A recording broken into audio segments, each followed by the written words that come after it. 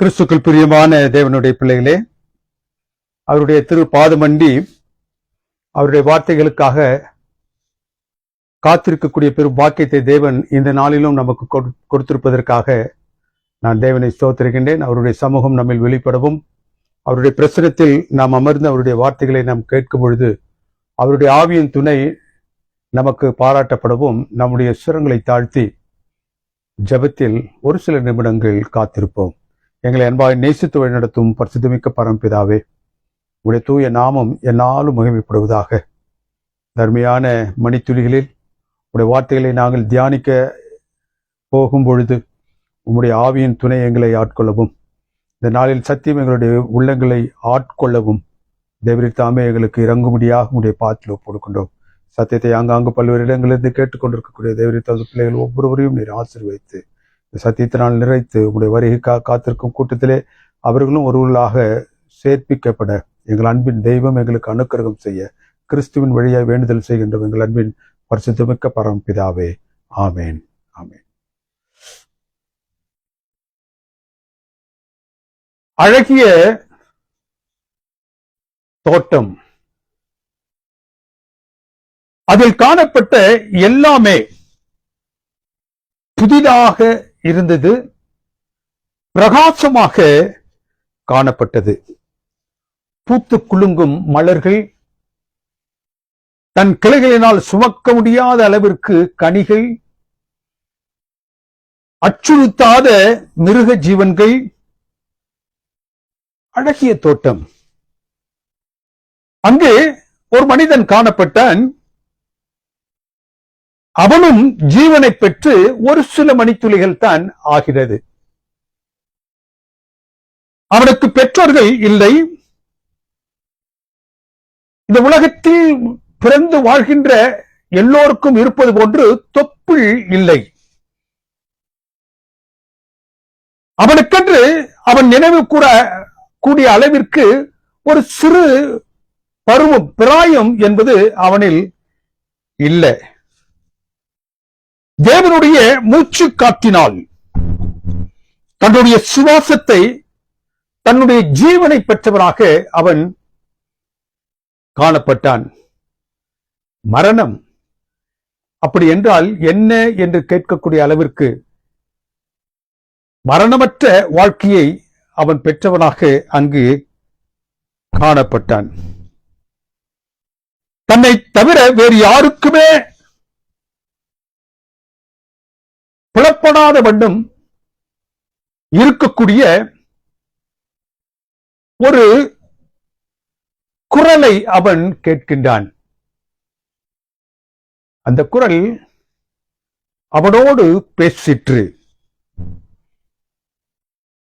அந்த குரல் இடி முழக்கத்தை போன்று அல்ல,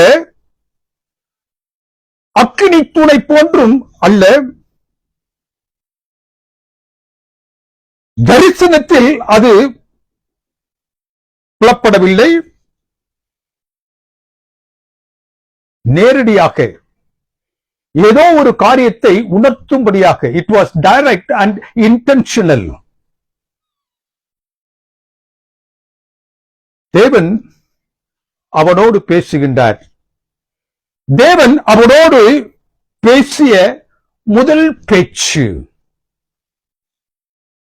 ஆதியாகமத்தில் அது காணப்படுகின்றது. தேவன் ஒரு மனிதனோடு பேசிய கடைசி பேச்சு வெளிப்படுத்தலில் காணப்படுகின்றது. Every time the God of universe spoke, it was direct, it was so personal, and it was word by word. ஆதாமோடு அவர் பேசும்பொழுது அந்த ஆதாம் தன்னை மரங்களுக்குள்ளாக ஒளித்து வைத்துக் கொண்டிருந்தான். ஆபிரகாமோடு அவர் பேசும்பொழுது அவன் மோரியா மலையிலும், மோசையோடு அவர் பேசும்பொழுது அவர் அந்த எரிகிற புதர் வழியாகவும், சவுலாக இருந்து பவுலாக மாறிய அவனோடு பேசும் பொழுது ஒரு ரோட்டில், பாதையில், கடைசியாக ஒரு மனிதனோடு தேவன் பேசினார். அது இந்த வேதத்தின் கடைசி பக்கங்களில் பத்ம தீவு என்று சொல்லக்கூடிய இடத்தில் அது காணப்படுகின்றது. Every single encounter follows the same pattern.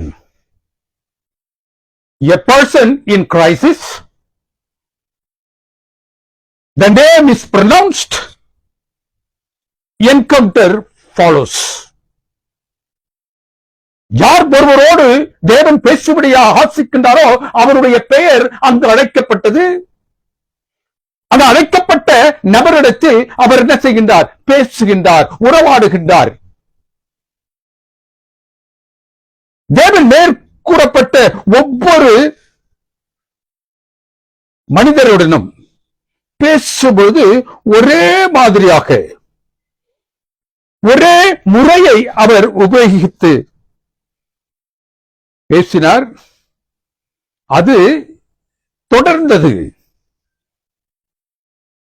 முதலாவது மனிதன் மூலம் தேவன் இந்த மனுக்குலத்தோடு பேசிய முதல் வார்த்தை, நான் உன்னை நேசிக்கின்றேன் என்பது அல்ல, பயப்படாது இரு என்பதும் அல்ல, ஆசீர்வாதத்திற்கான வார்த்தைகளும் அல்ல, அது தீர்க்க தரிசனமும் அல்ல, கற்பனைகளுக்கு அடுத்ததும் அல்ல. இது கொஸ்டின். முதலாவது தேவனிடத்தில், தேவன் மனுக்குலத்தில் பேசிய வார்த்தை ஒரு கேள்வியை அடிப்படையாக வைத்து, அந்த கேள்வி வேதத்துல மிகவும் வலிமை பொருந்தியதாக காணப்பட்டது. He said something specific to them. He said something about them. He said something about where he was asking them to go. அவர் மனிதனோடு பேச ஆசித்தார். அது ஒரு குறிப்பிட்ட மனிதர்,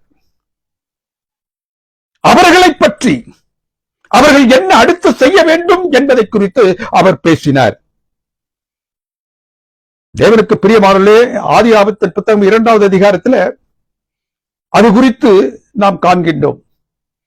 ஆதாமிடமாக அவர் பேசினார். ஆதாம் என்றால் மனிதன், a man, a human being. மண்ணால் தன்னுடைய கரத்தினால் வணையப்பட்டவன். தேவன் அவனை படைத்த பொழுது,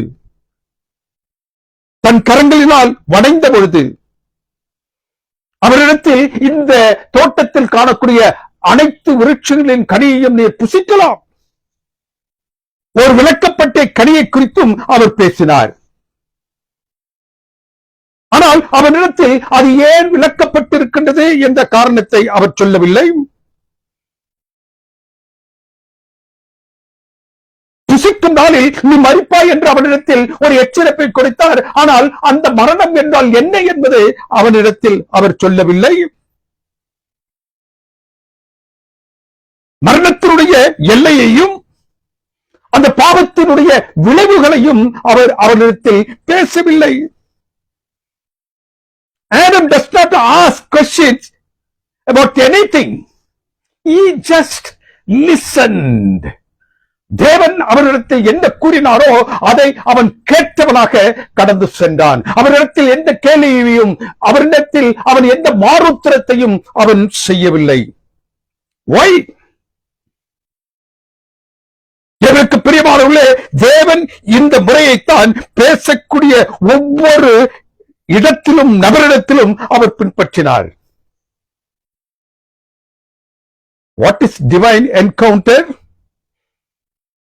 தேவனுக்கு பிரியமானவர்களே, தேவன் மனுக்குலத்தோடு பேச ஆசிப்பது ஒரு குறிப்பிட்ட நபரிடத்தில் அவருடைய பெயர் சொல்லி அவனை அழைத்து, அவன் இருக்கக்கூடிய சூழலை அறிந்து, எந்த ஒரு காரியத்தை அவருக்கு பாராட்ட வேண்டுமோ அவரை பாராட்டுவதற்கு ஏதுவாக அவனோடு அவர் பேசுகின்றார்.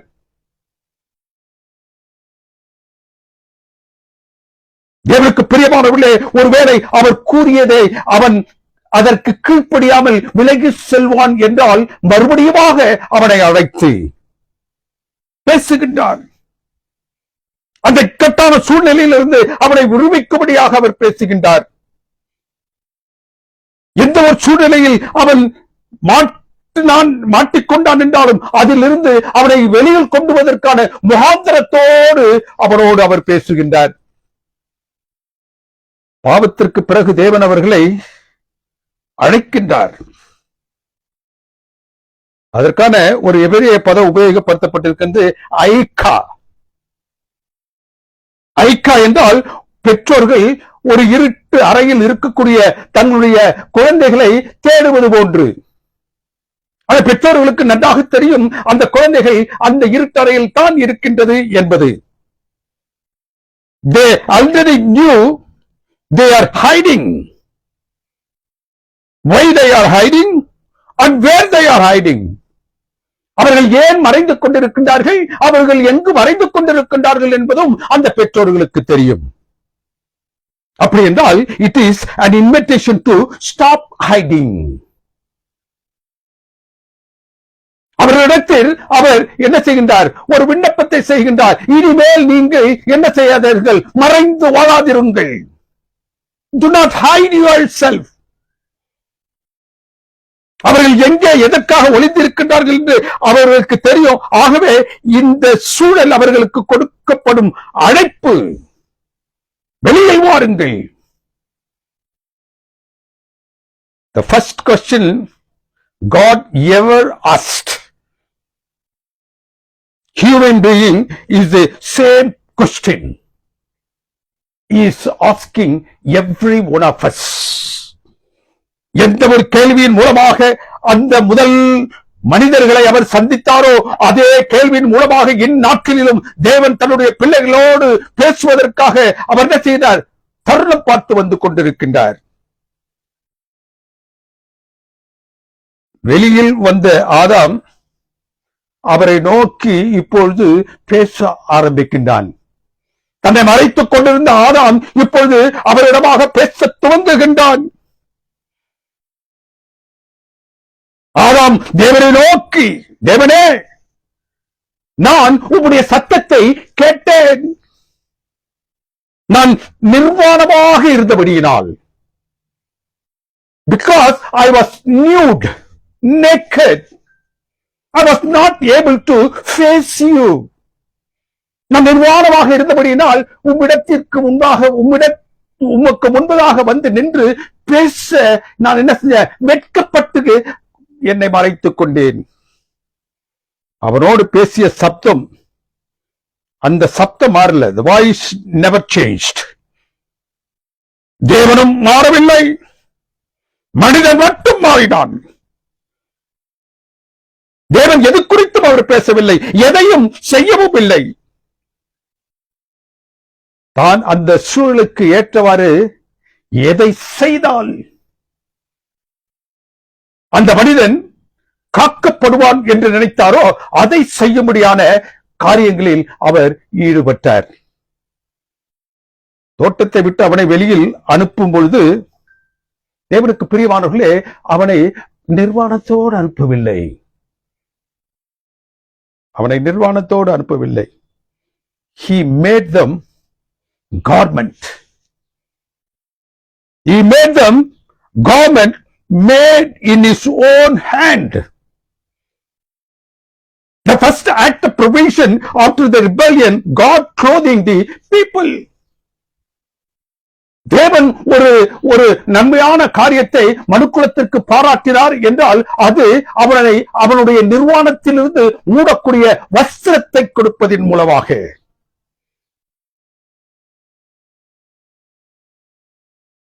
வஸ்திரம் பாவம் செய்த மாத்திரத்தில் இந்த ஆதாம் என்ன செய்தான், இலைகளினால் ஆன வஸ்திரத்தை அவன் தனக்காக ஏற்படுத்தினான்.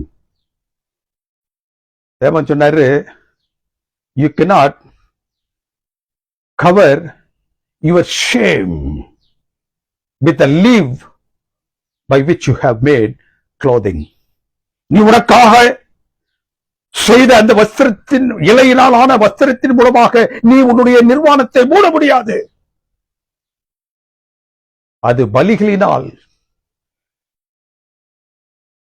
ஏற்படுத்தப்பட்ட முறையின் மூலமாகத்தான் என்ன செய்ய முடியும், மூட முடியும். ஒரு மிருகமானது அடிக்கப்பட்டு பலியிடப்படும் பொழுது அதிலிருந்து கிடைக்கக்கூடிய அந்த தோலினால் ஸ்கின் கார்மெண்ட், அந்த வஸ்திரம் அவனுக்கு கொடுக்கப்பட்டுச்சு. அது எதை சொல்லிக் கொண்டிருந்தது? உனக்காக ஒருவர் மரிப்பார், உனக்காக மரிப்பவரின் நிமித்தமாக நீ என்ன செய்வாய்? உன்னுடைய இந்த நிர்வாணத்திலிருந்து மூடப்படுவாய். இரண்டாவது நபர், ஆதாமை தேவன் சந்தித்தார்,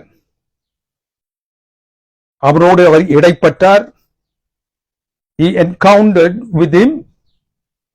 Now the second man, Abraham. சுமார் 2000 ஆண்டுகளுக்கு பிறகாக அவர் மற்றொரு மனிதனை சந்திக்கின்றார். 75 வயதை உடைய ஒரு மனிதன், ஆராம் என்று சொல்லக்கூடிய இடத்தில் வசித்துக் கொண்டிருந்தவன், தனக்கென்று கொடுக்கப்பட்ட தன்னுடைய மனைவி மலடியாய் இருக்கும் நிலையில் வாழ்ந்து கொண்டிருந்த ஒரு மனிதன். அவனை குறித்த பின்னான கதைகளோ எந்த விதமான குறிப்போ அவன் என்ன விசுவாசத்தில் இருந்தான் என்பதை குறித்தோ அங்கு தெரிவிக்கப்படவில்லை. ஆனால் அவனிடமாக ஒரு சத்தம் மாத்திரம் ஒலித்தது, பேசிற்று. அவனை தனிமையில் சந்தித்த அந்த சத்தம் என்ன சொன்னது? நீ உன் தேசத்தையும் உன்னுடைய வீட்டையும் உன்னுடைய தகப்பனையும் விட்டு நான் உனக்கு சொல்லக்கூடிய காட்டக்கூடிய இடத்திற்கு நீ செல். Just pack up everything. Leave the life you have built. Walk toward a place I have not told you yet. எல்லாவற்றையும் நீ விட்டு நான் காட்டக்கூடிய, இந்த வரைக்கும் உனக்கு காட்டின அந்த இடத்தை இனி நான் காட்டப் போகின்ற அந்த இடத்திற்கு நீ செல் என்று சொன்ன மாத்திரத்தில் தானே வேதத்தின் இந்த அனுபவ பகுதி என்ன சொல்லுகின்றது? அவன் என்ன செய்தான்? காலமே எழுந்து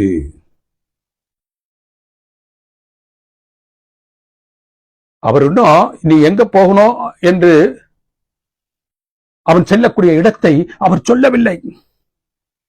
ஜோசப்பஸ் என்று சொல்லக்கூடிய 1ஆம் நூற்றாண்டில் வாழ்ந்த ஒரு சரித்திர ஆசிரியர் என்ன சொல்லுகின்றார்? ஆபிரகாமை குறித்து அவர் சொல்லும் போது, he lived in a place where there is no temple, no priesthood, no prayer record, no backstory about his faith. ஆபிரகாமை குறித்து அந்த சரித்திர ஆசிரியர் என்ன சொல்லுகின்றார்? அவன் வாழ்ந்த அந்த இடத்துல என்ன இருக்கு? இல்ல ஆலயம் இல்ல, ஆசாரியர்கள் இல்ல, அவருடைய விசுவாசத்தை குறித்த எந்த குறிப்பும் இல்ல. தேவனுக்கு பிரியமானவர். ஆனாலும் அந்த சரித்திர ஆசிரியர் என்ன சொல்லுகிறான்? அவன் வேதத்தில் காணப்படக்கூடிய வேத ஆசிரியர்கள் ஒருவன் அல்ல, ஒரு சரித்திர ஆசிரியர்.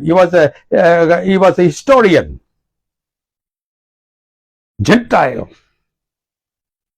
அவன் என்ன எழுதுகின்றான்? இந்த ஆபிரகாமை குறித்து சொல்லும் பொழுது அவன் இது போன்ற வணக்கங்களை குறித்து அவருடைய விசுவாசம் எப்படியாக இருந்தது என்றால், நட்சத்திரங்களையும் சந்திரனையும் வணங்கக்கூடியவர்களை அவன் என்ன செஞ்சான்? கடிந்து கொண்டான். He was against the idol worship. He questioned it.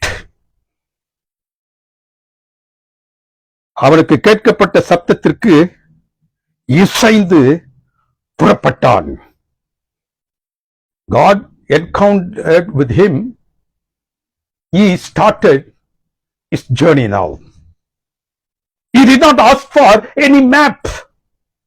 He did not negotiate any timeline.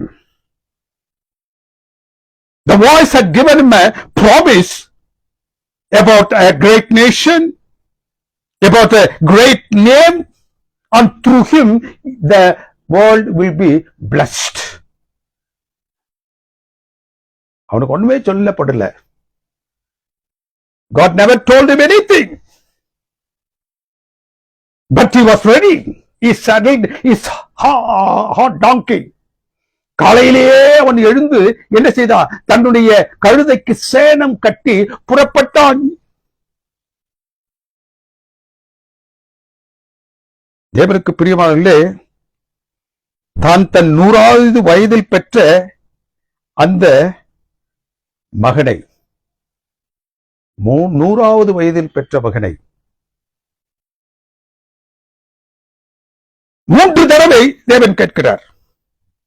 அவனை அழைத்து, உன் புத்திரனும் உன் ஏக சுதனும் நீ நேசிக்கக்கூடிய அந்த நேசகுமாரனுமாகிய அந்த ஈசாக்கை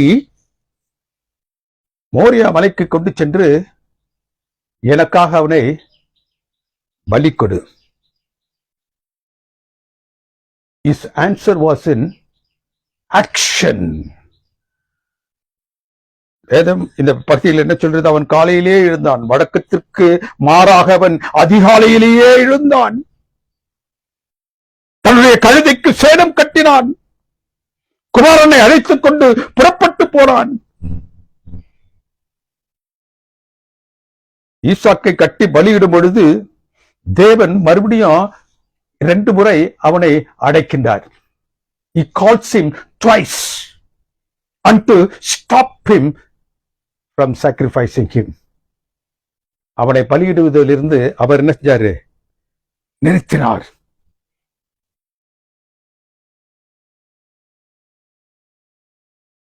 பலியிடக்கூடிய அந்த இடத்துல தேவன் இருந்தார், ஆபிரகாம் இருந்தான், பலிப்பீடம் இருந்துச்சு,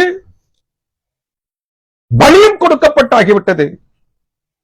ஆனாலும் கூட அங்கு ஈசாக்கும் உயிரோடு இருந்தான். எதற்காக இந்த பலியை தேவன் கேட்டாரோ அதற்கான பலியை அவர் தன்னுடைய கரத்தில் ஆயத்தமாக வைத்திருந்தார். His encounter with Abraham was to find whether he would be able to do things. அவரோடு தேவன் இடைப்பட்டார். அவன் தன்னுடைய நேசகுமாரனை தனக்காக கொடுக்கக்கூடிய இருதயம் படைத்தவராக இருக்கின்றான் என்பதை அவர் காண்பதற்காக. But he had a sacrifice in his hand already. There was a ram. தேவனுக்கு பிரியமான தேவனுடைய பிள்ளைகளே, the knife stayed still. That was supposed to be laid on Isaac. அந்த ஈசாக்கின் மீதாக போடப்பட வேண்டிய அந்த அந்த பட்டயம் அப்படியே நின்றது.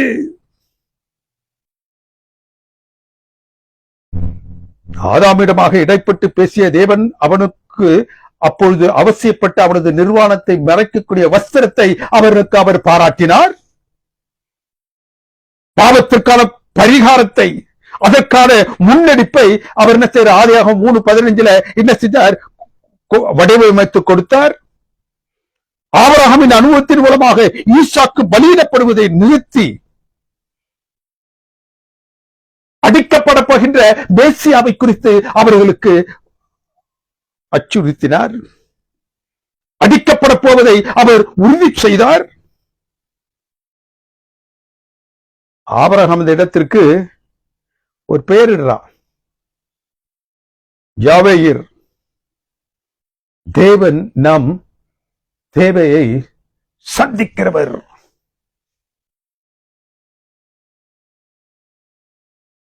அவனுடைய வாழ்க்கையில் அவன் ஒரு உச்ச நிலையில் ஒரு ஒரு மனம் பேதலை மனம் உடையக்கூடிய ஒரு அனுபவத்திற்குள்ளாக அவன் கடந்து செல்லும் பொழுது தேவன் எல்லாவற்றையும் பார்த்துக் கொள்வார் என்ற ஒரு ஒரு மகா உன்னதமான பரலோகத்தின் பலன் அவனில் கிட்டியது. God provides. God provides. ஆதாமிடத்தில் அவர் என்ன செய்தாரு? உன்னை நான் நிர்வாணத்தில் உனக்கு மூடுவேன் என்று சொன்னவர் இப்பொழுது அந்த நிர்வாணத்தை மூடுவதற்கு ஏதுவான அந்த செயல்பாட்டில் அங்கு சொன்னவர் இங்கு செயலில் ஆபிரகாமிடத்தில் அவர் வடிவமைக்கின்றார். பலியின் மூலமாக நம்முடைய நிர்வாணம் மூடப்படல். மோசே ஆதாமினுடைய நிர்வாணத்தில் கூட தேவன் தோல் ஆடையை கொடுத்து பலி இடுதலினால் காணப்படக்கூடிய அந்த ஆடையே, அந்த தோல் ஆடையே அவருடைய நிர்வாணத்தை என்ன செய்யும்? மூடும் என்று கூறினார். ஆபிரகாமிற்கு யார் அந்த பலி என்பதை கூறுவதற்கு ஈசாக்கை அவர் பலியிடும்படியாக சொல்லி அந்த மோரியா மலையிலே அவன் பலியிடப்படுவதற்கு ஏதுவாக அவருடைய உடைவால் தூக்கப்படும் பொழுது அதை நிறுத்தி அவர் என்ன செய்றாரு? மேசியா என்றொருவர் வருவார். அவர் என்ன செய்வார்? உலகத்தின் பாவங்களுக்காக அவர் என்ன செய்வார்? தன்னை பலியாக ஒப்புக் கொடுப்பார். இப்பொழுது மூன்றாவதாக அவர் பலியாக யாருக்காக தன்னை ஒப்புக் கொடுப்பார் என்பதில் இங்கு மோசையினுடைய அனுபவத்தை கொண்டு வருகின்றார். இந்த மோசையாக மூன்றாம் நபரிடத்தில் அவர் பேசும் பொழுது யாருக்காக இந்த முயற்சியை மேற்கொள்ளப்படுகின்றது என்பதை அவர் கூறுகின்றார். மோசைக்கு 80 வயதில் தேவன் அவரை சந்திக்கின்றார். அவன் தன்னுடைய 40 வயது வரைக்கும் பார்வோனுடைய அந்த அரண்மனையில் தனக்கு கிடைக்கப்பட வேண்டிய எல்லா கல்வி ஞானத்தையும் உலக ஞானத்தையும் அவன் பெற்றவனாக இருக்கும் பொழுது அவனை இன்னொரு அனுபவத்திற்குள்ளாக கொண்டு செல்ல வேண்டும் என்பதற்காக அவர் என்ன செய்யறாரு? அவன் சென்று கொண்ட பாதையில ஒரு எபிரேயனை அந்த எகிப்தியன் கொள்வதை பார்த்து அங்கு அவன் கொண்ட மாத்திரத்திற்கான அந்த அனுபவத்தின் வாயிலாக அவனை என்ன செய்யறாரு? வனாந்திரத்திற்கு கொண்டு செல்கிறார். மீதேல் அந்த இடத்திற்கு அங்கு கொண்டு சென்று அவனை என்ன செய்கிறாரு? அவன் பொறுமையை கற்றுக்கொள்ள வேண்டும் என்பதற்காக ஆடுகளுக்கு பின்பாக மெய்ப்பனாக 40 வருடங்கள்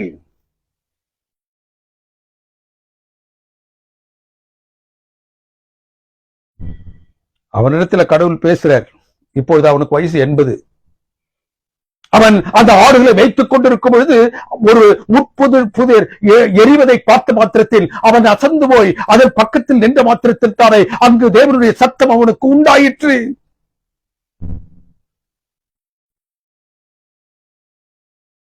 அவனை அழைக்கிறார்.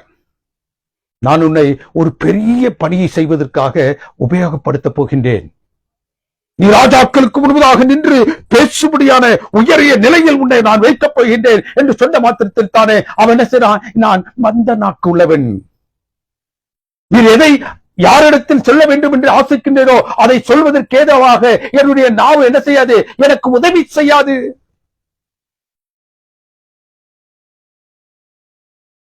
நான் மந்த நாக்குடையவன். I am slow and clumsy. இந்த வேதத்தின் பகுதி என்ன சொல்லுகின்றது? God said to him, go, I will help you speak. I will teach you what to say.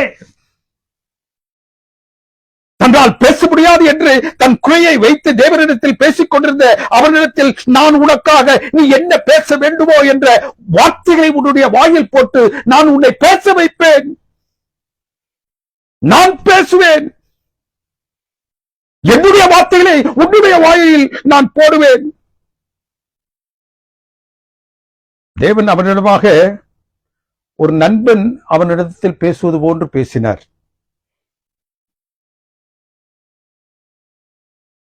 தேவன் யாரை விடுவிப்பதற்காக அவனை ஆயத்தம் செய்தாரோ அவர்களை அவனை கொண்டு எகிப்திலிருந்து விடுவித்தார். மோசேயானவர் தேவனிடமாக பேசிவிட்டு after his encounter with the Lord he came down. அவன் கீழே வலையிலிருந்து இறங்கி வரும்பொழுது அவருடைய முகம் பிரகாசமாக இருந்துச்சு.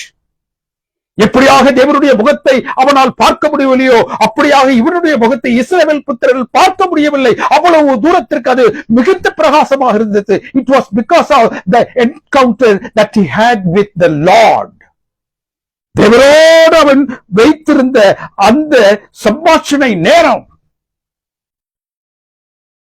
அவனுடைய முகத்தை பிரகாசிக்க செய்தது. ஆதாமோடு பேசி பாவத்தினால் உண்டான நிர்வாணத்தை போக்குவதற்கு ஆடையை கொடுத்தார். ஆபிரகாமின் மூலமாக ஈசாக்கு பலி அல்ல மெசியா வருவார் என்று கூறினார்.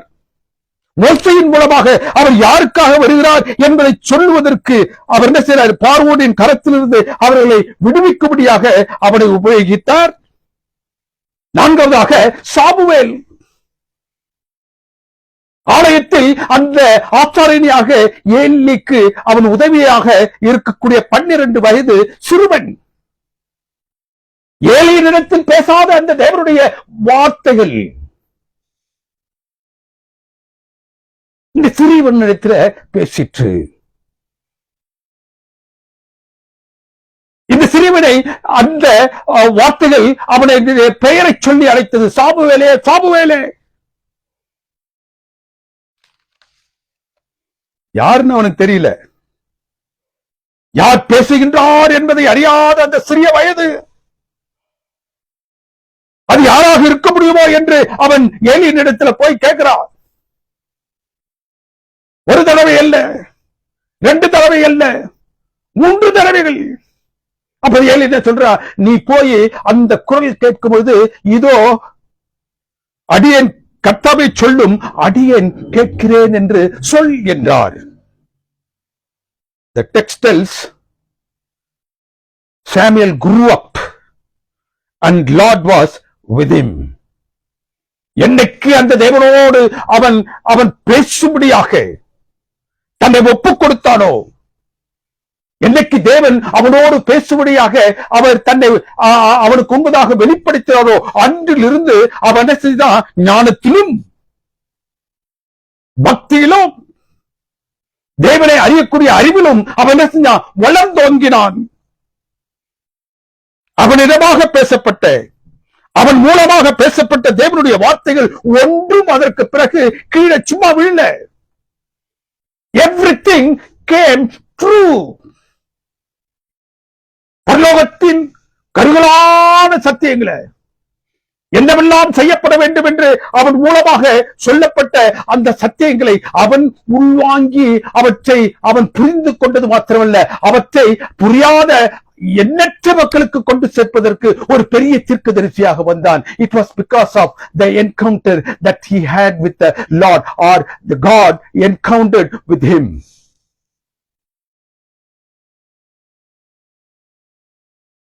ஆதாமிற்கு நிர்வாணத்தை மறைக்க ஆடையை, ஆபிரகாமுக்கு அந்த ஆடையை யாருடைய பலியின் மூலமாக பாராட்டப்படுகின்றது என்ற சத்தியத்தை கொடுத்தார். மோசே மூலமாக அது யாருக்கு கொடுக்கப்படுகிறது என்ற அந்த யாருக்கு அது சாத்தியப்படும் என்பத அந்த ஜனக்கூட்டத்தை பற்றி மோசேயின் மூலமாக சொன்னார். இப்போது சாமுவேல் மூலமாக அந்த தேவனுடைய ஜனங்கள் எப்படியாக பரலோகத்தின் சத்தியத்தை, பரலோகத்தின் அந்த வழிநடத்தலை பெற முடியுமோ அந்த வழிநடத்தலை பெற்று அவர்கள் வாழ்வதற்கேற்ற அந்த தீர்க்க தரிசன முறையை சாமுவேலின் மூலமாக அவர் கொண்டு வந்தார். அடுத்தபடியாக எலியா ஒரு வலிமையான தீர்க்கதரிசி. கர்த்தரே தேவன், அவரை என்று வேறு தேவர்கள் இல்லை. அவனுக்கு முன்பாக நிற்கக்கூடிய அந்த 450 பாகால் தீர்க்கதரிசிகளுக்கு முன்பதாக கூக்குரலிட்டான். He talked in the top voice. என்ன சொன்னா? கர்த்தரே தேவன். அப்படி இல்லை என்றால் வாங்க போட்டி வச்சுக்கோ. பலிப்பீடம் கொடுக்க வேண்டிய பலி அது எப்படியாக தேவனுடைய சமூகத்திலிருந்து ஏற்றுக்கொள்ளப்படுகிறது என்பதில் நீங்க வெற்றி பெறுகிறீர்களா, நான் வெற்றி பெறுவோம் என்பதை பார்ப்போம். கர்த்தரே தேவன் என்று அவன் பறைசாற்றிய அந்த அந்த முழக்கத்திற்கு அவன் என்ன செஞ்சான்? நின்றான். அவன் தேவனுக்காக நின்றான், தேவன் அவருக்காக நின்றான். தேவனுக்கு பிரியமானவர்களே, இந்த வேதத்தின் பகுதி என்ன சொல்லுகின்றது? அந்த 450 பாகால் வணக்கத்திற்குரிய அந்த தீர்க்கதரிசியிலும் தோற்று போய் அவனால் கொல்லப்பட்டார்கள். He proved that the Lord is God. கர்த்தரே தேவன் என்று அவன் என்ன செஞ்சான்? போட்டியின் மூலமாக வெற்றி பெற்றவனாக அதை எதிர்த்து நின்றவர்களை அவன் தோற்கடித்தது மாத்திரமல்ல, அவர்களை கொண்டு போடும் அளவிற்கு தேவனுக்காக தைரியமாக எழுந்து பிரகாசித்த ஒரு மனிதன், வலிமையானவன். He was able to face anything in his life. He was so strong. ஆனால் எப்பொழுது அந்த எசபேல் இடத்திலிருந்து ஒரு செய்தி, நீ நாளை தினத்தில் என்ன செய்வாய்? மரித்து போவாய் என்ற செய்தி அவனுக்கு வந்த மாத்திரத்தில் தானே பயந்து, எங்கு அவளால் தனக்கு கெடுதல் ஏற்பட்டு விடுமோ என்பதற்காக ஓடுறான். எவ்வளவு தூரத்துக்கு ஓடினான் என்றால் அவனால் ஓட முடியாது என்று சொல்லக்கூடிய நிலை வரும் வரைக்கும் அவன் ஓடுகின்றான். ஒரு சிறிய செடியிற்கு கீழாக அவன் அமர்ந்து பேசுகிறான். தேவன் அவரோடு பேசினார் அநேக நாட்கள். இவன் தேவனோடு பேசுகிறான் அநேக நாட்கள். But what he is now talking to God is different. It is enough, Lord. Take my life. He is terrified. He is done. எல்லாம் முடிந்தது. அவன் பயத்தின் உச்சத்திற்காக அவன் சென்று, தேவனே என்னுடைய உயிரை எடுத்து போடும், அந்த அந்நிய ஸ்திரீயின் மூலமாக என்னுடைய உயிர் எடுத்துக் கொள்வதை பார்க்கலாம், நீர் எனக்கு அந்த மரணத்தை வருஷிக்க செய்யும். தேவனுக்கு பிரியமானவர்களே, இங்கு தேவன் அவரை நோக்கி பேசுகின்றாள். அவன்கிட்ட என்ன செய்யல, நீ எதிர்கொண்டு நின்று அந்த பாகால் தீர்க்கதரிசிகளை எவ்வாறாக நீ முறியடித்தாயோ அதே போன்று நீ இந்த சூழ்நிலையும் நீர் முறியடி என்று அவனிடத்தில் அவர் சொல்லவில்லை. He knows how to interact with the people. God knows. அவனை அமர செய்கின்றார். அவனுடைய பயத்தை போக்குவதற்கு முதலாவது அவனுடைய சரீரத்தில் பலன் கொள்ள வேண்டும், பயம் தெரிய வேண்டும்.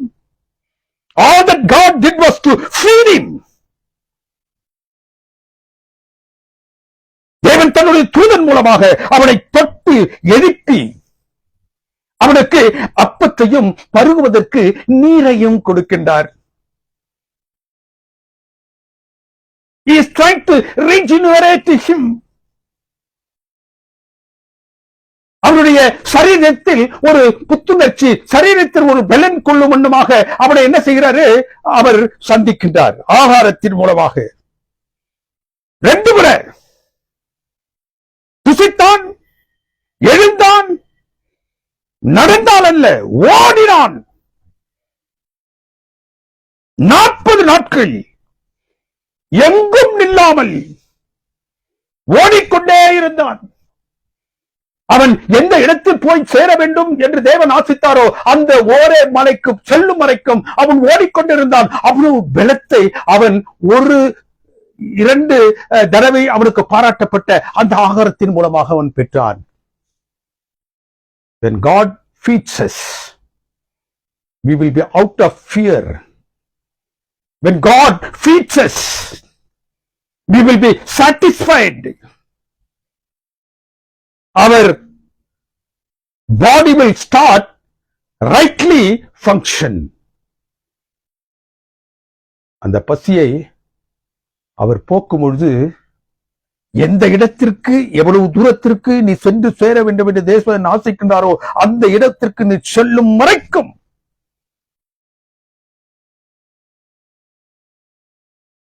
ஓரேபில போய் ஓரேப் மலையில போய் சேர்ந்த அந்த ஓரேப் மலையில தான் கர்த்தராகிய தேவன் மோசையை சந்தித்த இடம்.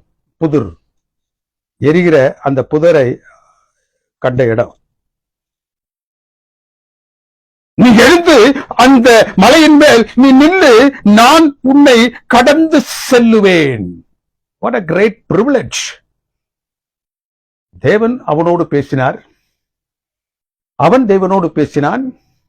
அந்த தொடர்பு எவ்வளவு தூரத்திற்கு மேலாக எழுந்தது என்றால், இப்பொழுது தேவன் அவனுக்கு தன்னை வெளிப்படுத்த விரும்பினார். Go stand there. I will pass by. You can see me. பெரும் காற்றடித்தது. அந்த காற்றில் அவர் வரவில்லை. பூமி அடிச்சு நிலநடுக்கம் ஏற்பட்டது. அங்கேயும் அவர் இல்லை. பிறகு அக்கினி, அங்கும் அவர் காணப்படவில்லை. கிங் ஜேம்ஸ் வெர்ஷன் என்ன சொல்லுகின்றது? It is still in small voice. தேவன் அவரை கடந்து சென்றார் ஒரு அமர்ந்த மெல்லிய சப்தத்தோடு. எபிரேய பதம் இதற்கு இன்னும் அதிகமான ஒரு விளக்கத்தை சொல்லுகின்றது. அந்த எபிரேய வார்த்தை டிட்டாக்கா. அப்படி என்றால் நிசப்தத்தில் மறைந்து நிற்கக்கூடிய ஓர் சப்தம். நிசப்தத்தில், அமைதி சூழலில், அந்த அமைதி சூழலுக்கும் கீழான நிலையில் கேட்கக்கூடிய ஒரு ஒலி, சப்தம். When God encounters with people, He encounters with them in different way. இடிமுழக்கத்தோடு பேச வேண்டும் என்றால் இடிமுழக்கத்தோடு பேசுவார். கற்பனையை தேவன் இஸ்ரேல் மக்களுடைய கரங்களில் கொடுக்கும் பொழுது இடிமுழக்கத்தோடு பேசினார். இங்கு இந்த இடிமுழக்கத்தோடு பேசக்கூடிய எலியாவின் இடத்துல அவர் சத்துவப்படுத்தி மோரியா மலைக்கு, அந்த மலைக்கு அவர் கொண்டு சென்று அவனோடு அவர் என்ன செய்யறாரு? ஒரே மலையில பேசுறார். அந்த சப்தம் எப்படி இருந்துச்சா? அந்த நிசப்தத்தில் இருந்து எழக்கூடிய சப்தமாக, ஒலியாக, அதிர்ச்சி அமர்ந்த மெல்லிய சப்தமாக. He knows how to talk with people.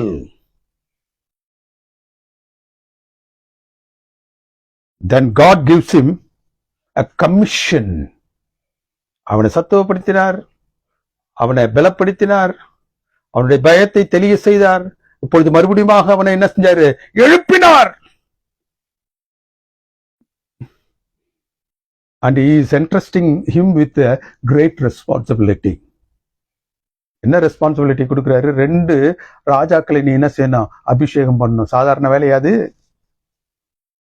தீர்க்கதரிசியை நீ என்ன செய்யணும்? அபிஷேகம் பண்ண வேண்டும்.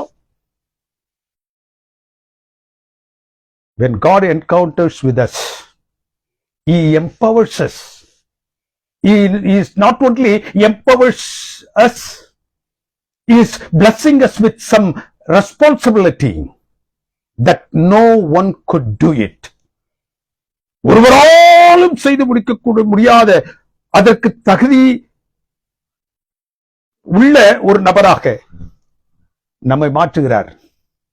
When He encounters with us, எலியாவை மாத்தினார்.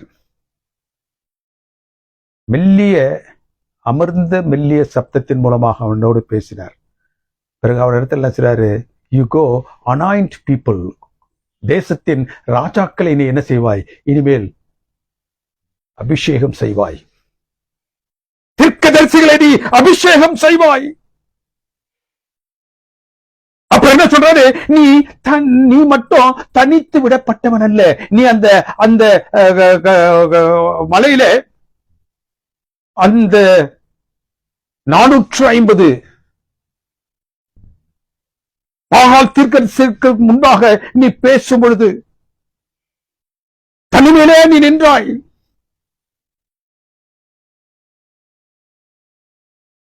அதான் பயம் போல இருக்கு.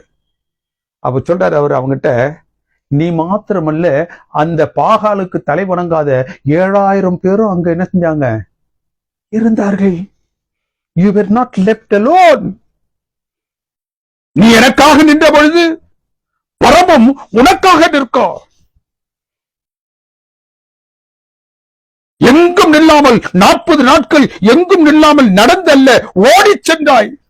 இன் ஒன் ஹெவன்லி ஃபீடிங், பரம் உனக்கு பாராட்டிய ஒரு ஆகாரத்தின் மூலமாக, புசிப்பின் மூலமாக you were able to run 40 days.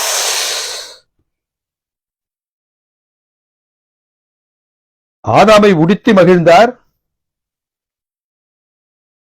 ஆபிரகாமுக்கு கொடுத்து மகிழ்ந்தார். மோசையின் மூலமாக யாருக்காக அந்த வஸ்திரம் கொடுக்கப்பட்டதோ அது யாருடைய பலியின் மூலமாக பாராட்டப்பட்டது என்று அவர் நினைச்சாரு. மோசையின் மூலமாக அதை சொன்னார். இடி முழக்கத்தை போல் எலியாவுடன் அவர் பேசியவர். பயத்தின் ஆவியை அவனிடத்திலிருந்து போக்கி அவனிடத்தில் அமர்ந்த மெல்லிய சப்தத்தோடு பேசி அவன் தன்னுடைய வாழ்க்கையில் செய்திராத ஒரு மகா உன்னதமான பணியை, அபிஷேகிக்கக்கூடிய பணியை அவனிடத்தில் கொடுத்தார். அடுத்தபடியாக யோபு, எல்லாவற்றையும் இழந்தின்ற ஒரு மனிதன். ஏன் இவற்றையெல்லாம் தேவன் அனுமதித்தார் என்று அவனுடைய நண்பர்கள் அந்த 40 அதிகாரங்களிலும் அவனோடு பேசுகின்றார்கள். God, the Job himself argued, wept, demanded an audience with the God. இவை எல்லாவற்றுக்கும் மத்தியில அவன் நான் தேவனோடு பேச வேண்டும். I must have an audience with the Lord. தர்க்கிக்கின்றான், அழுகின்றான், தேவன் தன்னோடு பேச வேண்டும் என்பதற்காக. But he has not cursed God. இவ்வளவு துன்பங்களுக்கு இடையிலும் அவன் தேவனை தன்னுடைய நாவை உயர்த்தி சபிக்கவில்லை. He never walked away from the Lord. தேவனுடைய சமூகத்தை விட்டு அவன் வெளியில் செல்லவில்லை. But he had a hard thing said. அவன் கடினமான ஒரு சூழ்நிலையில் அவனுடைய நாவு பேசினது. யோபின் புத்தகம் 38வது அதிகாரத்தில் தேவன் அவனுடைய பேசினார். not with comfort, not with explanation, not with apology, not with resolution. தேவன் யோபுவிடமாக ஆறுதல் படுத்துவோ, அவனுக்கு எதையும் விளக்கிக் கூறவோ, அவனிடமாக தன்னுடைய வருத்தத்தை தெரிவிக்கவோ, அவர் என்ன செய்ய போகின்றார் என்ற தீர்மானத்தை சொல்லவோ அவர் என்ன செய்யல, நேரம் எடுத்துக் கொள்ளவில்லை. He speaks with him in whirlwind. சூறாவளியின் மூலமாக அவர் பேசுகின்றார். அவர் என்னத்தை பேசுகின்றார் என்றால் அவனிடத்தில் கேள்வியை கேட்கின்றார். He is asking questions after questions. எப்படி கேள்வி கணையோடு ஆதாமை அந்த தோட்டத்தில் சந்தித்தாரோ அதே நிலையில் இது யோபுவையும் சந்திக்கின்றார். With all kinds of questions. இந்த சூறாவளி காற்றின் மூலமாக தொடர்ச்சியான கேள்விகளோடு அவனை சந்திக்கின்றார். கேட்கிறார், where were you when I laid earth's foundation? நான் இந்த உலகத்தின் அஸ்திபாரங்களை போடும் பொழுது நீ எங்கே இருந்தாய்? அதே அதிகாரத்தில் 4வது வசனம் சொல்லுது, நீ அறிவாளியாக இருந்தாய் என்றால் அதை எனக்கு சொல்.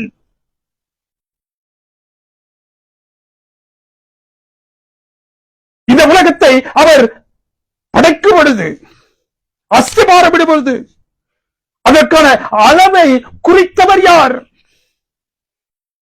அதன் மேல் நூல் போட்டவர் யார்? Who measured it?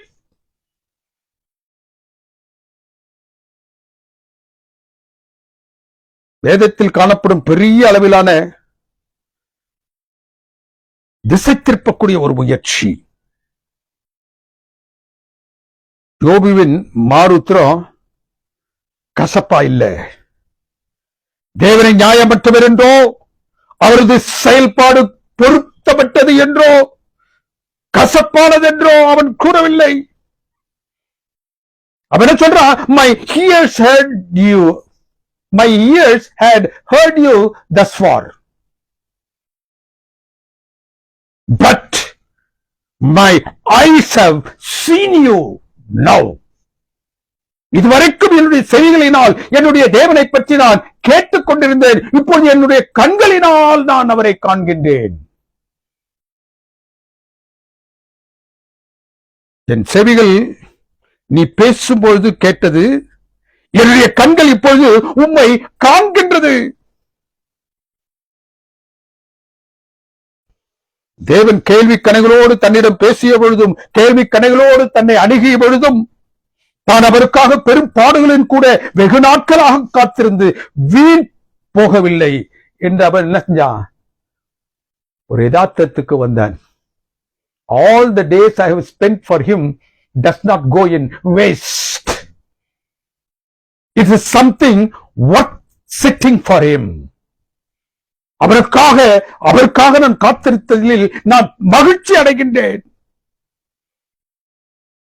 யோபோடு தேவன் பேசியது வித்தியாசமான நிலையில் காணப்படுகின்றது. அவர் சுழற்காற்றிலிருந்து பேசினாலும், கேள்வி கணைகளோடு அவர் பேசினாலும், அவனிடமாக தொடர்பு கொண்டாலும், யோபு யார், தேவன் யார், அவர்களுக்கான இடையிலான ஒரு தூரம் எவ்வளவு என்பதை அவர் தன் சிருஷ்டிப்பின் மூலமாக அவனுக்கு விளக்கினார்.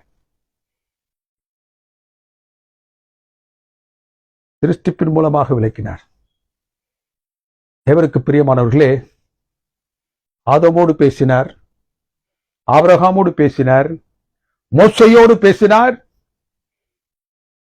தேவனுக்கு பிரியமானவர்களே, எலியாவோடு பேசினார், யோபுவோடும் பேசினார். புதிய ஏற்பாட்டில் ஒரு 2 பேரை மட்டும் பார்த்து நாம் இந்த தியானத்திற்குள்ளாக என்ன காரியத்தை தேவன் நாம் அறிந்து கொள்ள வேண்டும் என்று ஆசிக்கின்றாரோ அதை சொல்லி முடிப்போம். புதிய ஏற்பாட்டில் ஒரு வித்தியாசமான நபர். அந்த நபரை வித்தியாசமான நிலையில், வித்தியாசமான இடத்தில் அவர் சந்திக்கின்றார். A peculiar encounter it was. கிறிஸ்தவர்களை துன்பப்படுத்திக் கொண்டிருந்த ஒரு மனிதன், கிறிஸ்தவர்களை துன்பப்படுத்துவதற்கென்று தன்னுடைய கடிதத்தில் ஒரு தாக்கீதை, ஒரு கடிதத்தை அந்த அதிகாரிகளிடமாக பெற்று அவர்களை எப்படியாகிலும் என்ன செய்ய வேண்டும், துன்புறுத்த வேண்டும், அவர்களை கொன்று போட வேண்டும் என்ற நிலையில கடந்து செல்லக்கூடிய ஒரு நபர். வேதத்தையும் மோசையினுடைய பிரமாணங்களை மாத்திரமல்ல, அவன் அக்காலங்களில் உயரிய நிலையில் இருந்த கமேலியலுடைய பாதத்தில் அமர்ந்து கல்வி பயின்ற ஒரு மனிதன். தன்னுடைய விசுவாசம் எவ்வளவு தூரத்திற்கு உறுதியானது என்பதை காட்டுவதற்கு ஸ்தேவானுடைய அந்த கல்லெறிதலில் பங்குள்ளவனாக இருந்த ஒரு மனிதன். அப்போஸ்தலர் 9 என்ன சொல்லுகிறது?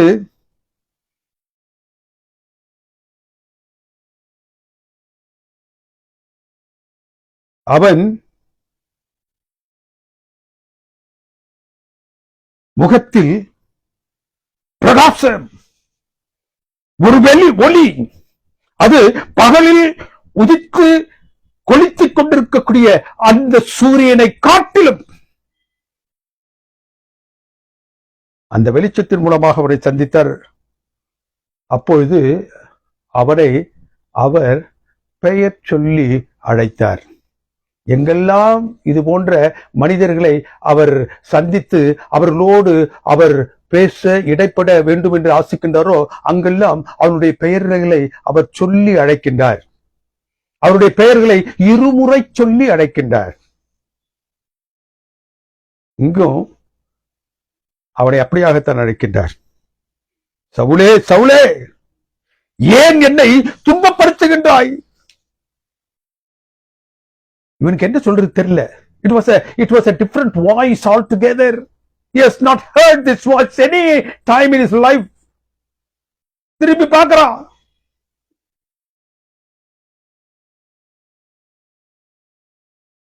Who are you, Lord? நீர் யார்?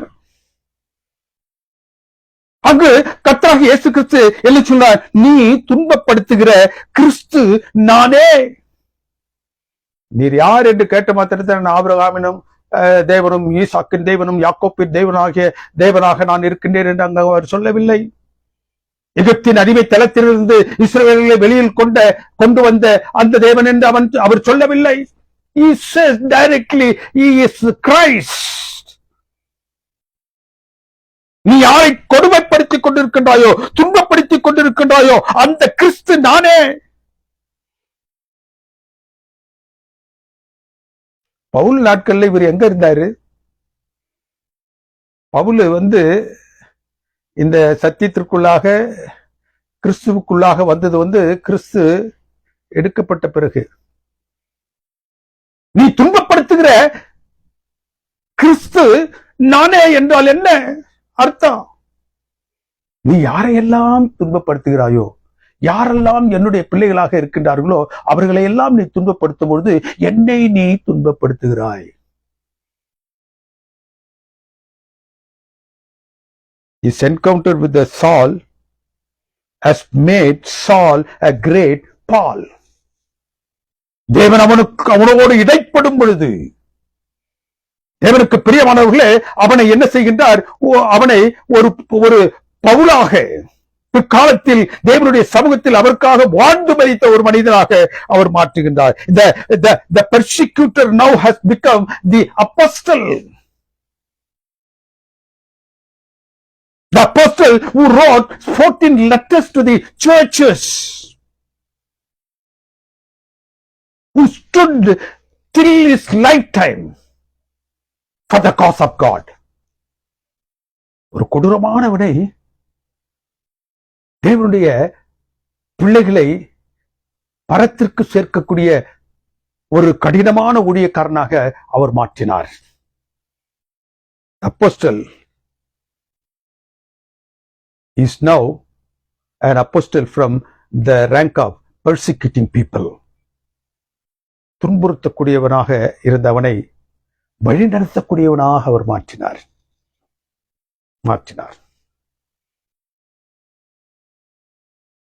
இந்த மாற்றம் எல்லாம் கிறிஸ்து அவனை சந்தித்ததில், அவனோடு அவர் பேசியதில், சபைகளை அழிக்க புறப்பட்டவன் சபைகளை ஸ்தாபிக்கும்படியாக அவன் என்ன செய்கின்றான்? கடந்து சென்று கொண்டிருக்கின்றான். God encountered with him to change him from Saul to Paul, from the persecutor to the apostle. அவருடைய இடைப்படுதலில் அவ்வளவு ஆழமான தாக்கங்கள் காணப்படுகின்றது. கடைசியாக யோவான் தேவனுடைய சத்தத்தை 2 முறை வேத சரித்திரத்தின் துவக்கத்திலும் முடிவிலும் அவன் கேட்டவன். அப்போஸ்தலனாகிய யோவான், the son of Zebedee. Jesus called him a son of thunders. இடிமுழக்கத்தின் மகன், செபதியின் மகன், அப்போஸ்தலனாகிய அந்த யோவான். அவன் தன்னுடைய கிறிஸ்துவினுடைய சிலுவை மரணத்தின் பொழுது அவரோடு இருந்தான். அவர் மரிக்கக்கூடிய அந்த கடைசி மணித்துளிகளில் அவருக்கு முன்பதாக நின்றவன். அவனை பார்த்து கிறிஸ்தன என்னுடைய தாயை நீ என்ன செய்ய கவனித்துக்கொள். He was entrusted the responsibility of caring for his mother.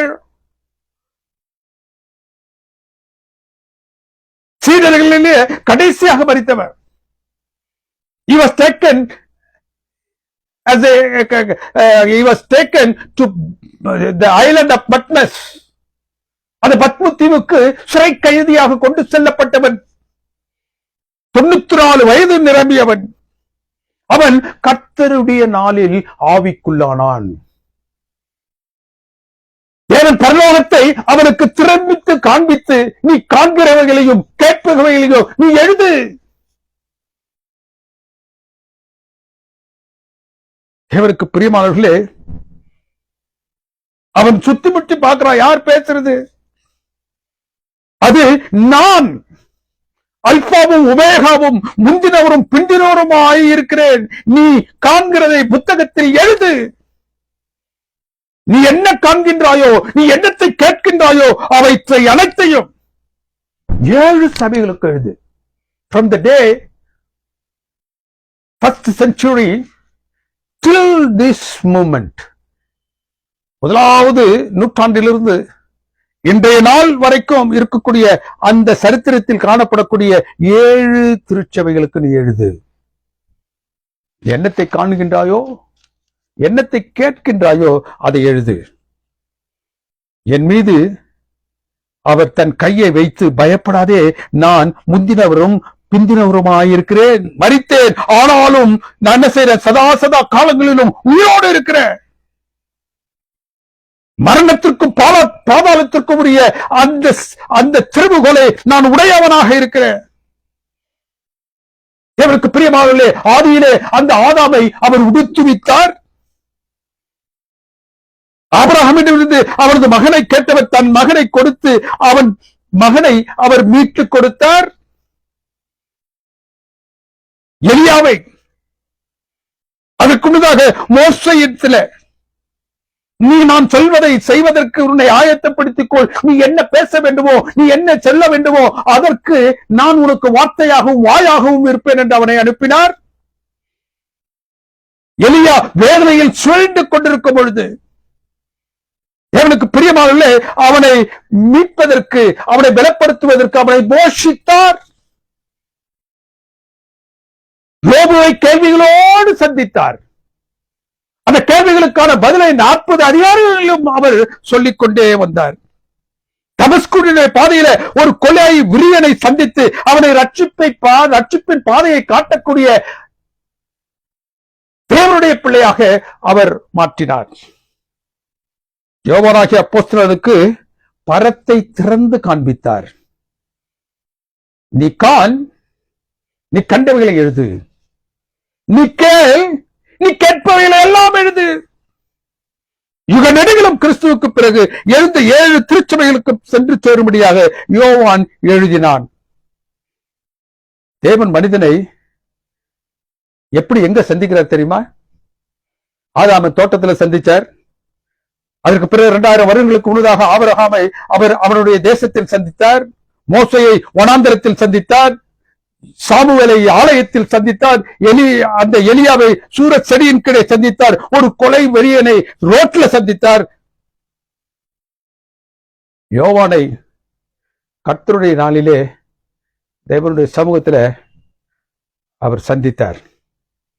தேவனுக்கு பிரியமான தேவனுடைய பிள்ளைகளே, அவர் பேசினாலும் சந்தித்தாலும் வேதத்தை நாம் நன்றாக தியானித்து பார்ப்போம் என்றால் துவக்கத்தில் இருந்து இறுதி வரைக்கும் தொடர்ந்து வரக்கூடிய முக்கிய மைய கருத்து, the through light, the core theme is the same.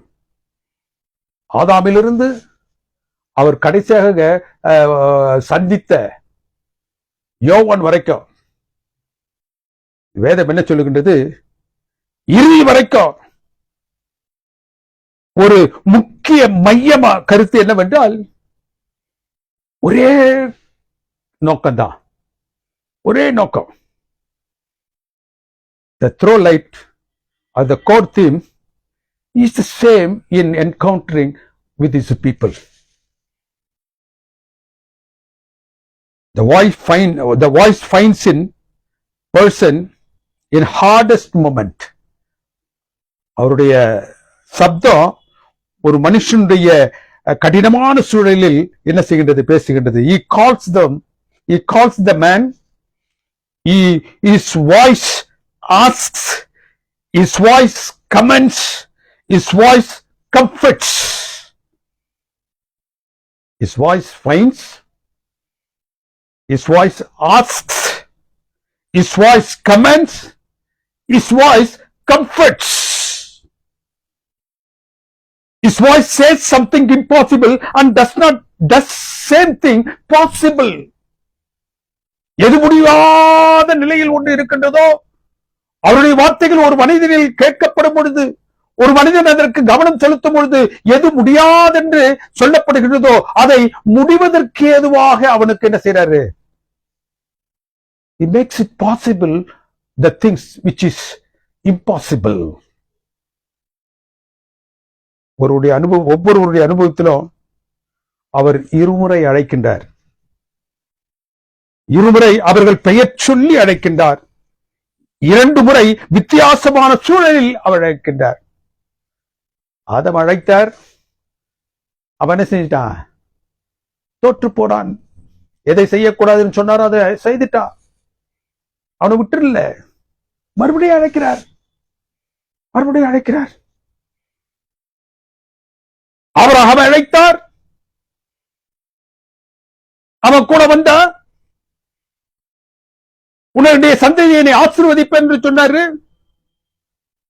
அவருடைய சந்ததி யாரால் ஆசீர்வதிக்கப்படும், யார் மூலமாக ஆசீர்வதிக்கப்படும் என்பதை அவன் அறிந்திருந்தான். என்ற போதிலும் கூட அவன் அந்த மேனிஃபெஸ்டட் சன்னுக்கு பதிலா he manufactured a own son.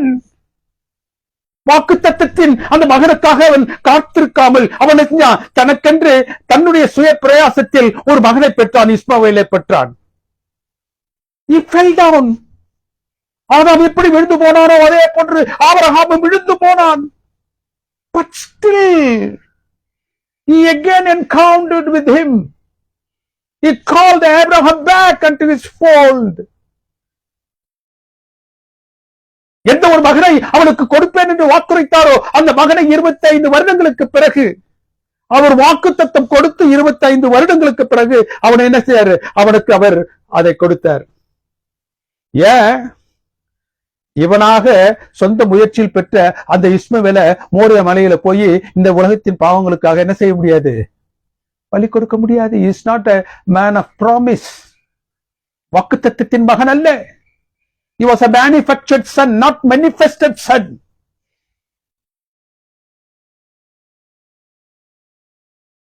தேவனுக்கு பிரியமான தேவனுடைய பிள்ளைகளே,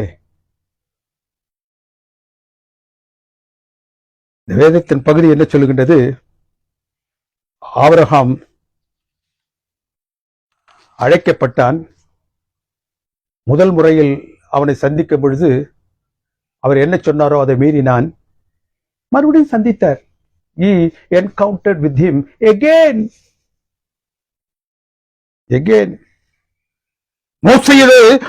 மோசையிடத்தில் நீ என்ன செய்ய? அந்த நீர் வர வேண்டும் என்பதற்காக முதல் முறை நீ அடி என்றார், 2ஆம் முறை பேசு என்றார். அவன் அடித்து விட்டான். He made a blunder, theological blunder. ஒருமுறை கர்த்தராகிய இயேசு கிறிஸ்து அடிக்கப்பட போகின்றார் என்பதற்கு பதிலாக அவர் 2 முறை அடிக்கப்பட போகின்றார் என்று அவன் என்ன செஞ்சான்? அந்த சத்தியத்தையே குளறுபடி செய்ய முடியாத ஒரு பெரிய தவறை அவன் செய்தான். விட்டுட்டாரா? He once again encountered with him. அவனில் அவர் மறுபடியும் இடைப்பட்டார். கானான அவன் பார்க்க முடியவில்லை. பரம கானானிற்கு அவனை கொண்டு சென்றார். தேவனுக்கு பிரியமானவர்களே, தன்னுடைய உயிர் மாய்த்துக் கொள்ளப்படும், அந்த எசபேல் கூறியது போன்று தன்னுடைய உயிர் போய்விடும் என்ற பயத்தில் ஓடி ஒளிந்து கொண்டிருந்தவனை he left the Lord's presence. வேண்டா நீர் என்ன, நீர் என்ன செய்யும்? எடுத்துக்கொள்ளும் என்று சொல்லும் அளவிற்கு அவரை விட்டு விலக்கி சென்றவனை மறுபடியும் சந்திக்கின்றார். அவருடைய பயத்தை நீக்கி எலியாவிற்கு சத்துவத்தை கொடுத்து என்ன செய்ய வேண்டுமோ அதை செய்வதற்கு எதுவாக அவனை சத்துவப்படுத்துகின்றார். To ordain the kings and the prophets. யோபு 40 கேள்விகள் 40 அதிகாரங்கள்ல பதில் சொல்றார். ஏன் யோபின் புத்தகம் 40 அதிகாரங்கள் கொண்டிருக்குன்னா, அந்த 40 அதிகாரங்கள் இருந்தா தான் அவன் கேட்ட 40 கேள்விகளுக்கு பதில் சொல்ல முடியும். 30 முறை தேவன் இடைப்படும் பொழுதும் அது சாதாரண சம்பாஷணை அல்ல. தேவன் தன்னுடைய பிள்ளைகளோடு பேசுவது சாதாரண நிலையில் அவர்களோடு சம்பாஷிப்பது அல்ல. ஒவ்வொரு இடைப்படலும் ஒரு மனிதன் அவன் அறியாத, அவன் உணராத, அவன் எதிர்பாராத ஒரு இடத்திற்கு அவனை முன்னெடுத்து செல்வதற்காக பேசப்படுபவைகள். 2வது, சீசன் ஆஃப் சைலன்ஸ். தேவன் தன்னுடைய பிள்ளைகளோடு அவர் இடைப்படும் பொழுது, தேவன் தன் பிள்ளைகளோடு அவர் பேசுவதற்காக முற்படும் பொழுது காலதாமதங்களை நாம் பார்க்கின்றோம். It takes time. It takes time. Whenever the time is taken, we must remember Abraham. அவனுக்கு கொடுக்கப்பட்ட அந்த வாக்குத்தத்தத்திற்கும் அந்த வாக்குத்தத்தம் நிறைவேறுவதற்கும் நடுவில் 25 வருஷம் காத்திருந்தான். மோசே அந்த இஸ்ரவேல் புத்திரர்களை வழிநடத்தி செல்வதற்கு அவனுக்கு 40 வருட அந்த பயிற்சி தேவைப்பட்டது. அந்த பயிற்சிக்காகத்தான் அந்த வனாந்தரத்துல 40 வருஷம் அவனை ஆடுகளுக்கு பின்பதாக அவர் வைத்திருந்தார். To gain the old strength, Elijah had to regain his own strength. He has to wait for 40 days. The silence is not absence. அவர் எடுத்துக்கொள்ளக்கூடிய நேரம் அவர் நம்மிடத்தில் இடைப்படவில்லை என்பது சொல்வதற்கான நேரம் அல்ல. அமைதி இடைவெளி. இந்த அமைதி இடைவெளி என்பது அவர் இல்லை என்பது அல்ல. தேவன் மனிதனமாக பேசும்பொழுது முதலாவது கேள்விகளோடு அவர் துவங்குகின்றார்.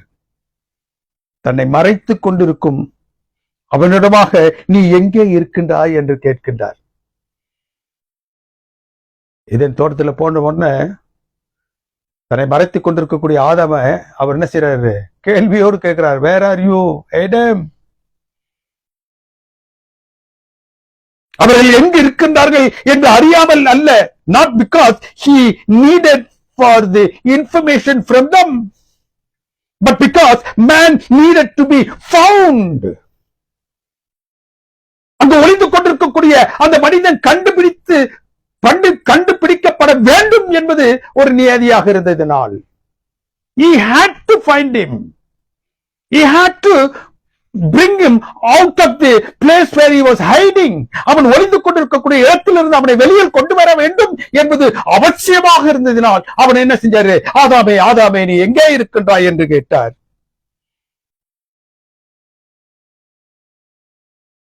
ஆதாமே, தேவனுக்கு பிரியமானவர்களே, அவன் ஒளிந்து கொண்டிருக்கும் பொழுது எங்கே இருக்கிறாய் எங்கே இருக்கிறாய் என்று கேட்ட தேவன் நம்மை தேடியும் வருகின்றார். நாம் எங்கே இருக்கிறோம், எந்த நிலையில் இருக்கின்றோம் என்பதை அவர் அறியாதவராக அல்ல. அவர் நாம் எங்கே இருக்கின்றோம் என்பதை நன்றாக அறிந்து வைத்திருப்பவர். He is asking because he wants you to step out of the place where you are hiding. ஏன் ஆதாமை அழைத்த தேவன் உங்களையும் என்னையும் இந்த நாட்களில் அழைக்கின்றார் என்றால் அவர் நம்மை என்ன செய்யணும்? நாம் ஒளிந்து கொண்டிருக்கக்கூடிய இந்த பாவ நிலையில் இருந்து வெளியில் கொண்டு வரப்பட வேண்டும் என்பதற்காக. He wants to take all of us out. அவர் அழைக்கும் பொழுது நாம் எந்த நிலையில் இருந்தாலும் வெளியில் வர அவர் அழைக்கின்றார். ஆதாமை தோட்டத்தில் அழைத்தார். ஆபிரகாம அந்த அந்த அந்த ரிமோட் தேசத்துல ஏரியாவில் அழைத்தார். எலிசாவை சைலண்ட்ல அழைத்தார். சவுல ரோட்ல அழைத்தார். சாமுவேலை கோயில்ல அழைத்தார். ஏதாவது ஒரு இடத்தில் நீங்களும் நானும் அவரால் கண்டுபிடிக்கப்படக்கூடிய எந்த ஒரு இடமாக இருந்தாலும் அந்த இடத்தை அவர் விடுவதில்லை. He wants to come there wherever you may be. He wants to find you out. He wants to encounter you with. தேவனுக்கு பிரியமானவர்களே, அந்த தேவன் இந்த நாளிலும் உங்களுக்காகவும் எனக்காகவும் இந்த நாம் மேற்கூறிய இந்த சத்தியங்களில் நாம் பயின்ற இந்த நபர்களை சந்தித்த அந்த தேவன் உங்களையும் என்னையும் சந்திக்குவதற்காக வாஞ்சித்து காத்துக் கொண்டிருக்கின்றார். ஏனென்றால் நீங்களும் நானும் எங்கே இருக்கின்றோம், எப்படி இருக்கின்றோம் என்பதை அறியாதவராக அல்ல, அறிந்தவராக நாம் இருக்கக்கூடிய இடத்திலிருந்து நாம் வெளியில் வர வேண்டும் என்பதற்காக அவர் என்ன செய்கிறார்? கேள்வி கணையோடு நீங்கள் எங்கே இருக்கிறீர்கள் என்று அழைக்கும் கேள்விகளோடு நம்மோடு அவர் பேச வாஞ்சிக்கின்றார். சீக்கிரமாக அவர் வர இருக்கின்றார். அவருடைய வருகை மிக சீக்கிரமாக இருப்பதனால் நம்ம எந்த இடத்தில் இருந்தாலும் எந்த சூழ்நிலையில் இருந்தாலும் இந்த சப்தம் நாம் நம்முடைய பாவங்களிலிருந்தும் நம்முடைய பதுங்கி கொண்டிருக்கக்கூடிய அந்த இருள் சூழ்ந்த வாழ்க்கையில் இருந்தோம் வெளியில் வர வேண்டும் என்பதற்காக மாத்திரமே அவர் என்ன செய்யறாரு? நீ எங்கே இருக்கிறாய் என்று உங்களையும் என்னையும் தேடி வருகின்றார். வாங்க வெளியே. வாங்க வெளியே. உங்களையும் என்னையும் நேசிக்கக்கூடிய தேவன், உங்களையும் என்னையும் அரவணைத்து காக்கக்கூடிய தேவன், இவர்களை எல்லாம் சந்தித்து அவர்களுக்கு மேன்மையான ஒரு வாழ்வை கட்டளையிட்ட தேவன், இவர்கள் எல்லாம் சந்தித்து பரலோகத்தின் பாதையை காட்டிய அந்த தேவன் உங்களையும் என்னையும் என்ன செய்யறாரு? காக்கிறார், அழைக்கிறார். நாம் அவரண்டை செல்வோமா? தேவன் தாமே உங்கள் ஒவ்வொருவரையும் ஆசீர்வதித்து வழிநடத்துவராக. எங்களை அன்பா நேசித்து வழிநடத்தும் பரிசுத்தமிக்க பரம்பிதாவே, தர்மையான நேரத்தில் உடைய சத்தம் எங்களுடைய உள்ளங்களில் ஒலித்தமைக்காக உங்களுக்கு நன்றி செலுத்துகின்றோம். எங்களுடைய வாழ்க்கையில் தேவரீர் நாங்கள் தவறி செல்லும் பட்சத்தில் எல்லாம் நீர் எங்களை தேடி வருகிறீர் என்பதற்காக உங்களுக்கு நன்றி செலுத்துகின்றோம். நாங்கள் எங்கே இருக்கின்றோம் என்பது உமக்கு தெரியாமல் அல்ல, நாங்கள் எங்கே இருக்கின்றோமோ அந்த இடத்திலிருந்து நாங்களே உங்களிடத்தில் திரும்பி வர வேண்டும் என்று நீர் வாஞ்சிக்கின்றீர்.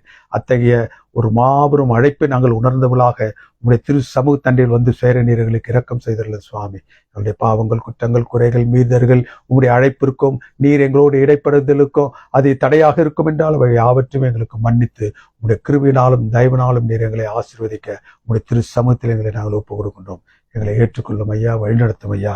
இந்த நாள் முழுவதும் எங்களோடு இருந்தருளும் தேவரீர். இந்த வேளையில் நாங்கள் தியானித்த வேத பகுதியை நாங்கள் அசை போட்டு தேவரீர் அதிலிருந்து கிடைக்கக்கூடிய சத்தியத்தின் அந்த சாரத்திலிருந்து எங்களை நாங்கள் புதுப்பித்துக் கொள்ள, எப்படியாக எலியா புதுப்பிக்கப்பட்டாரோ அதே போன்று நாங்களும் புதுப்பித்துக் கொள்ள, உங்களுடைய ராஜ்யத்திற்கு எங்களை நாங்கள் தகுதிப்படுத்திக் கொள்ள எங்கள் அன்பின் தெய்வம் எங்களுக்கு தயவு செய்யுமாறு கிறிஸ்துவின் வழியாய் வேண்டுதல் செய்கின்றேன் எங்கள் அன்பின் பரிசுத்தமிக்க பரம்பிதாவே, ஆமேன். நம்முடைய கர்த்தராகிய இயேசு கிறிஸ்துவின் கிருபையும் பிதாவுடைய அன்பும் பரிசுத்த ஆவியாருடைய அந்யோன்யம் சிநேகமும் நம் அனைவரோடு விசேஷமாக இந்த நாளே இந்த சத்தியத்தை ஆங்காங்கு பல்வேறு இடங்களில் இருந்து கேட்டுக்கொண்டிருக்கக்கூடிய அன்பான பிள்ளைகள் ஒவ்வொருவரோடும் இன்றும் நாளும் இருப்பதாக.